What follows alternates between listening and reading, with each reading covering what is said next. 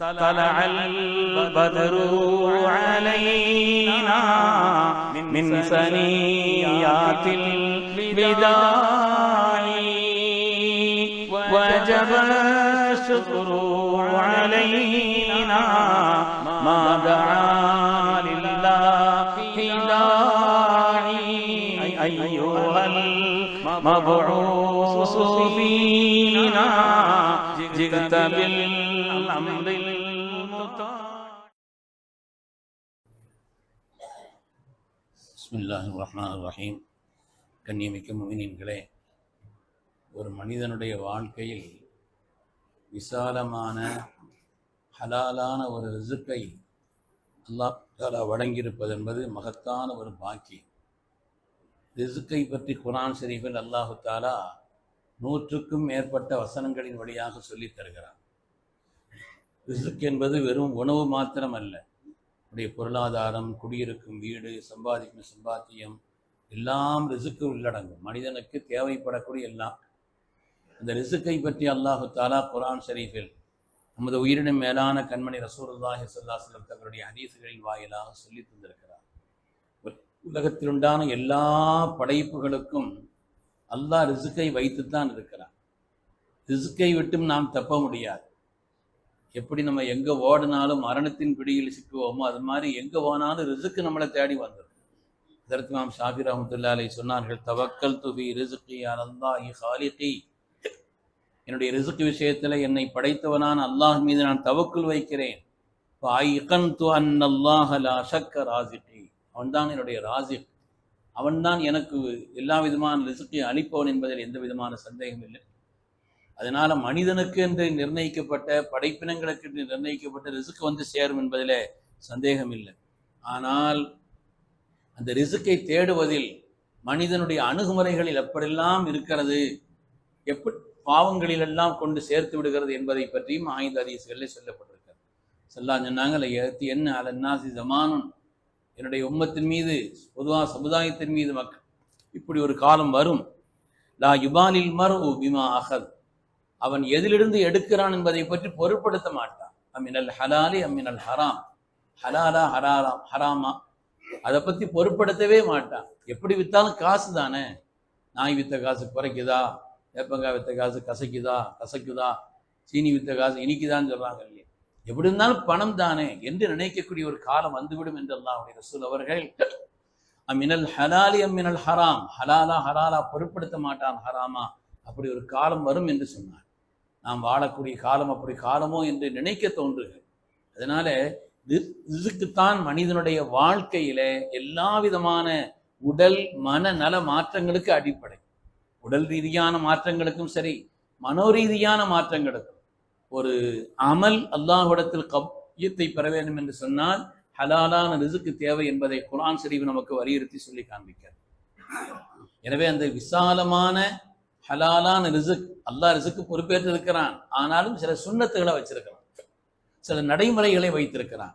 அந்த நடைமுறைகளை வாழ்க்கையில பேணும் பொழுது அல்லாஹு தஆலா ஹலாலான விசாலமான ரிசுக்கை அல்லாஹ் ஏற்படுத்தி தருகிறான் என்று கண்மணி ரசூலுல்லாஹி ஸல்லல்லாஹு அலைஹி வஸல்லம் ஹதீஸிலிருந்து பெருமக்கள் சொல்வார். அல்லாமா இப்னுல் கய்யிம் ஜௌஸி ரஹ்மத்துல்லாஹி அலைஹி சொல்கிறார்கள், 4 காரியங்கள் ஹலாலான ரிசுக்கை உங்களின்பால் இழுத்து கொண்டு வந்து சேர்க்கும்னு சொன்னார். 4 காரியங்கள் ஹலாலான சுத்தமான ரிசுக்கை உங்களின்பால் இழுத்து கொண்டு வந்து சேர்க்கும். தஜ்லீபுர் ரிசுக், அவைகளை இழுத்து கொண்டு வந்து சேர்க்கும். முதலாவது அவங்க சொன்னாங்க கியாமுல் லைல், தஹஜ்ஜத் தொழுகைன்னு சொன்னாங்க. ஏனென்றால் தஹஜ்ஜத் தொழுகையினால சிறந்த துன்யாவும் கிடைக்கும், சிறந்த ஆகிரத்தும் கிடைக்கும். அதனால்தான் அல்லாஹ் குர்ஆன் ஷரீஃபிலே ஃபலா தஅலமு நஃப்ஸுன் மா உக்ஃபிய லஹும் மின் குர்ரத்தி அயுனின், தஹஜ்ஜுதுக்கு அல்லாஹ் வச்சிருக்கக்கூடிய கூலியின் அளவை யாராலும் விளங்க இயலாதுன்னு அல்லாஹ் சொல்கிறானே. அது உலகியல் ரீதியான கூலியும் மறுமை ரீதியான கூலியும். அதுக்கு அவ்வளோ பெரிய பாக்கியம் இருக்குது. அதாவது ஸல்லல்லாஹு அலைஹி வஸல்லம் அது ஃபர்தாக்கி இருப்பாங்க, என்னுடைய உம்மத்துக்கு கஷ்டம் இல்லைன்னு சொன்னா என்று சொல்லக்கூடிய அளவு இருக்கு. ஸல்லல்லாஹு அலைஹி வஸல்லம் அது ஃபர்து. பெருமக்களே, அதற்கு அபூ ஹுரைரா ஸல்லல்லாஹு நெருக்கமான சஹாபாக்களுக்கு அதை ரொம்ப வலியுறுத்தி சொன்னாங்க. அதற்கு அபூ ஹுரைரா ரலியல்லாஹு அன்ஹு கூப்பிட்டு சொன்னாங்க, யா அபா ஹுரைரா அத்துரீது அன் தக்கூன ரஹ்மத்துல்லாஹி அலைக ஹய்யம் வ மய்யித்தன் வ மக்பூரன் வ மபூஸா. அபூ ஹுரைரா அவர்களே, அல்லாஹ்வுடைய ரஹ்மத் எல்லா காலத்திலையும் உங்களோட சேர்ந்து இருக்கணும்னு நீங்க ஆசைப்படுறீங்களா? உங்க ஹய்யன் வாழும் காலம் எல்லாம், மய்யித்தா நீங்க மௌத்தாக்கூடிய நேரத்தில், மக்பூரன் கபரில் வைக்கப்பட்டால், மபூசன் எழுப்பப்படக்கூடிய எல்லா நேரத்திலும் அல்லாஹ்வுடைய ரஹ்மத் உங்களோட இருக்கணும் உங்களுக்கு ஆசையா இருக்குதா, கும் ஃபஸல்லி வான்த துரீது ரிலா ரப்பிக், அல்லாஹ்வுடைய பொருத்தத்தை நாடி நீங்க எழுந்திருச்சு இரவு நேரத்தில் தொழுகுங்கன்னு சொன்னாங்க. தொழுகணுங்கிறது முக்கியம், அல்லாஹ்வுடைய பொருத்தத்தை நாடியும் இருக்கணும். யாருக்கும் காட்டுவதற்கு சொல்வதற்கு அப்படின்லாம் இல்லை. நம்ம தஹஜ்ஜுத் தொழுகிறது சொல்ல வேண்டியதும் இல்லை, அதை பற்றி விளம்பரப்படுத்த வேண்டிய அவசியமும் இல்லை. அதனால அதிலே ஈடுபாடு காட்டுவது என்பது விசாலமான ரிசுக்கை நமக்கு தேடித்தரும் என்று அல்லாஹ் இப்னுல் கய்யிம் ஜௌஸி ரஹ்மத்துல்லாஹி அலைஹி அவர்கள் 4 காரியத்தில் பிரதானமான முதல் காரியமாக கியாமுல் லைல் தஹஜ்ஜுதை பற்றி சொல்கிறார். 2வது இஸ்திக்ஃபார், அதிகமாக அல்லாஹ்விடத்தில் இஸ்திக்ஃபார். ஒரு மனிதன் அல்லாஹ்வுடைய அடிமை என்பதற்கான அடையாளமே இஸ்திக்ஃபார் தான். அடிமை என்பதற்கான அடையாளமே ரப்பே என்ன மன்னிச்சிரு. இஸ்திக்ஃபார் செய்யற காரணத்தினால பாவ மன்னிப்பு மாத்திரம் அல்ல, குர்ஆன் சொல்கிறது யுர்சிலிஸ் ஸமா அலைக்கும் மித்ராரா வ யும்திதுக்கும் பி அம்வாலி வ பனீன், செழுமையான போதுமான தேவையான மழை அல்லாஹ் இறக்கி தருகிறான். பொருளாதாரத்தை கொண்டு மக்களை கொண்டும் அல்லாஹ் உங்களுக்கு உதவியாக்குகிறான். இஸ்திக்ஃபார் செய்யறதனுடைய பலனை குர்ஆன் ஷரீஃப் சொல்கிறது. மக்கள் பலனுள்ள மக்களாக ஆகுவார்கள், பொருளாதாரம் உங்களுக்கு உதவியான பொருளாதாரமாக இருக்கும் என்றெல்லாம் குர்ஆன் இஸ்திக்ஃபாரை. எனவே ஹஜ்ரத் இப்னுல் கய்யிம் ஜௌஸி ரஹ்மத்துல்லாஹி அலைஹி அவர்கள் சொல்கிறார்கள், முதலாவது தஹஜ்ஜுடைய தொழுகை, 2வது இஸ்திக்ஃபார், அதிகமாக அல்லாஹ்விடத்தில் அஸ்தக்ஃபிருல்லாஹ் என்று உளப்பூர்வமாக ரப்பிடத்தில் தன்னை பரிசுத்தப்படுத்த வேண்டும் என்று அல்லாஹ்விடத்தில் கேட்கக்கூடிய காரியம். 3வது சொல்றாங்க சதக்கா.